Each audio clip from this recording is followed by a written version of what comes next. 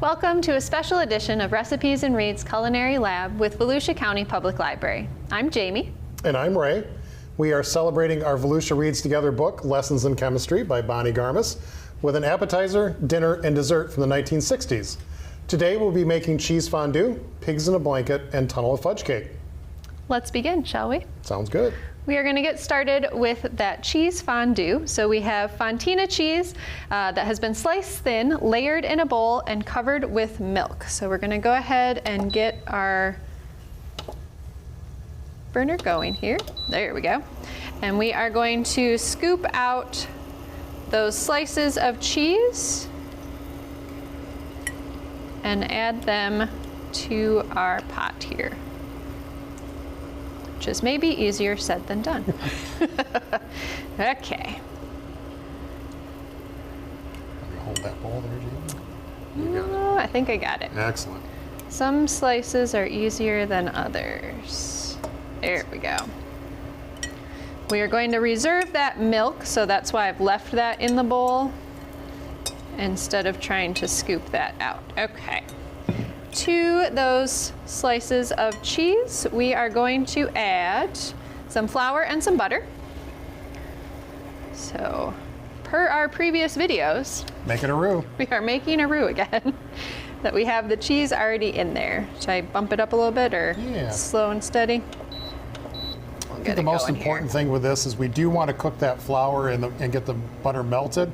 But you don't want to bring it to a boil because that will really ruin the fondue and the cheese melting process. Right. This is not the speediest recipe we have made.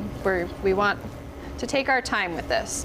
So we can see that cheese is starting to melt, depending on where you've got it in your pan here. Where does cheese fondue come from? It's an interesting history of cheese fondue. It really wasn't until the 1930s that Switzerland started to say that was their national dish. And really it didn't get to North America until the 1960s. Traditionally it's a melted dish that's served in a communal pot over a portable stove and eaten by dipping bread or sometimes vegetables into the cheese using long skewers or forks. Today it's more of a communal pot with a liquid, so it could be a chocolate with fruits or pastries or hot oils for meats. Yeah, cooking the meats and the oils. Yeah. I've done fondue that way. Yeah. So we've gone ahead and added some of that reserved milk because our cheese is starting to melt. And then we have 2 egg yolks. So we're doing a half batch here. So 4 egg yolks is what you would use for the whole thing. We are going to add those in and stir, stir, stir. Get so that it's egg. really one of those that may take, it depends on your stove, depends on if you're using a fondue pot, maybe 5 minutes, maybe 15 minutes, maybe 20 minutes. It may just take some time to get that together. Yep, I'm going to bring that down a little bit because it's starting to bubble on me here, and I'm going to continue stirring for that 15 to 20 minutes, and I believe you've got dessert on deck for us. Let's talk about that tunnel of fudge cake. And so I've gone ahead and we've creamed some butter and granulated sugar together here. It's 1 3/4 cup of each of those that have been pulled together and creamed together. If you've got a stand mixer, if you've got a mixer, you can do that. Otherwise, you're going to do it by hand. It may take a little bit of time. To that, we're going to add 6 eggs. I'm just going to add that in there, and we're going to bring all those fats together. And then I've also measured out 2 cups of powdered sugar, as well as 2 1/4 cups of flour. And that is all going to go in there, and then we can add in, once everything's brought together, our 3/4 cup of unsweetened cocoa powder. And then you've got the option, if you do not have a nut allergy, you can add in 2 cups of chopped walnuts, but that's up to you really at that point what you want to do. And when this all comes together, it will take some time. Easier with a mixer than doing it by hand, that's for sure. And that's going to go into your bundt pan. Which is the magic of the recipe. So the bundt pan was invented in the 1950s in Minnesota. Two local women went to someone and wanted a pan created, and they called it the bundt pan. And they didn't sell very many at first. It wasn't until 1966 with the Pillsbury Bake Off, Ella Helfrich created this recipe, tunnel of fudge cake, because something magical happens when you bake your cake. This particular cake in the bundt pan? In the bundt pan, yeah. It's a unique chemistry that happens with the different ingredients that are going in here. You actually get a center that is very fudgy. And so you get that tunnel of fudge cake that's going on in there as you add your different ingredients in. So this would go into a 350-degree oven. It does take some time to bake. It's one of those that will take upwards of an hour depending on your oven and your pan that you're working with. And so what I recommend is this is probably something you may want to consider doing the day before if you've got a dinner party going on. And that way you've got the ability to have it ready when you're ready. Yeah. So it's that part in the center of the bundt pan that gets that heat through the center and creates that uniqueness to it. So once you've got that all stirred, it will go in there. I've only done fudge cakes where you have to layer the fudge in, not that it does the fudge itself. And so our recipe that we've given you today actually is adapted so it works both with nuts and without nuts. Original recipe, it needed the walnuts in there to help set that center. Interesting. And there was it's a very special recipe in the fact that there used to be a Pillsbury product that went in there. It's no longer made, but it's one of their most requested recipes, and so they have adapted it for modern kitchens and modern recipes. So that's just about pulled together, and you can see there's still little streaks, but you don't want to over mix this because it'll make too much gluten. And so I'm going to go ahead and put that in our bundt pan. That is a thick dough. It is a very thick dough that you're going to be working with. You are not going to pour this one out. This is a scooper. No, this is a scoop and put. Very interesting. Yes. Right. Well, we're going to get that in the pan, and then we are going to start on our appetizer, which is probably a common one you might be familiar with, our pigs in a blanket.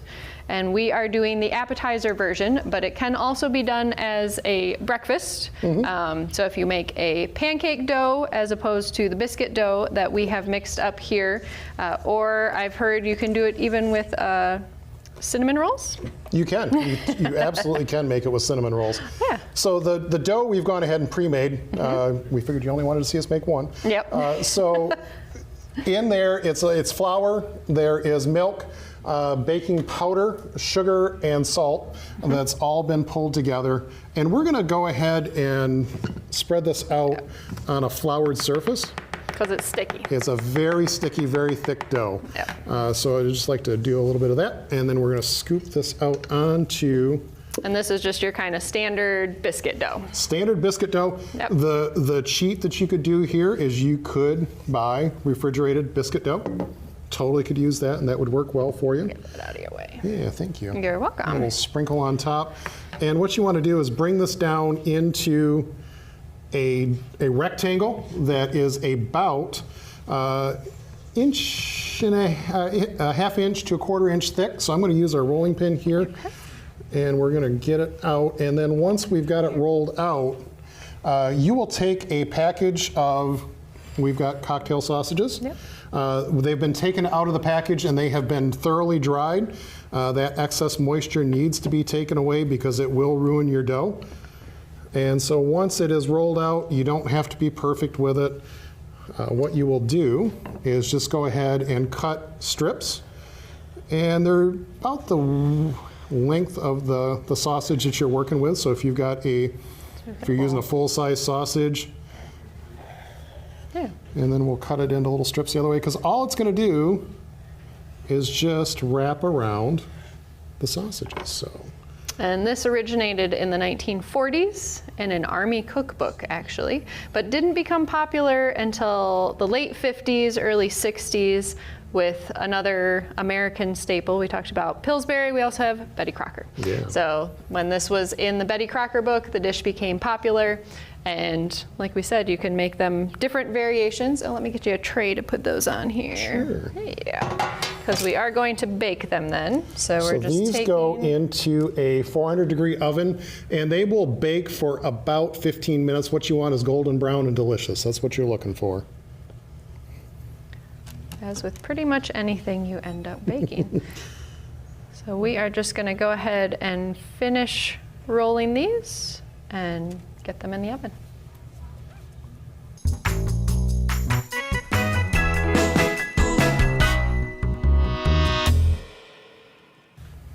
So we have removed that cake from the oven. I have frosted this cake. I made a chocolate frosting. The original recipe is going to call for a glaze. So that is very simply some of the powdered sugar, the unsweetened cocoa, and milk. And you want it to be pretty thin, where frosting is a little thicker. But we went with frosting today. Or you could do both. You could do both. You know? Absolutely, there are no rules. You could do that. And we have gone ahead and put our fondue cheese into a fondue pot, because we all probably have one in our closet from when we were married or something. You have a fondue pot kicking around. So we have those traditional forks in there, and you could eat it, as you said, with bread, crackers, but we have pigs in a blanket. So I think I'm going to take a fork and get a pig, and maybe we'll just create a new food trend.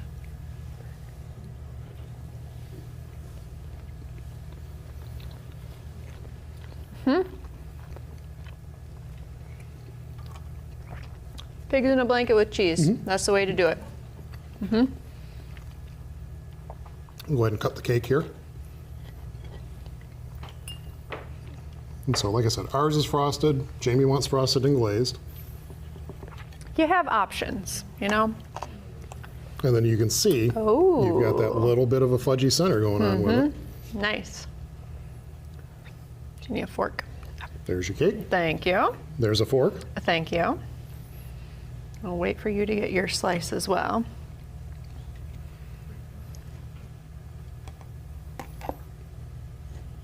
Oh yeah. Get that fudgy center and a little bit of frosting from the outside there. Oh, that really does get fudgy. Yeah, see why that won awards. Oh my goodness. Yeah.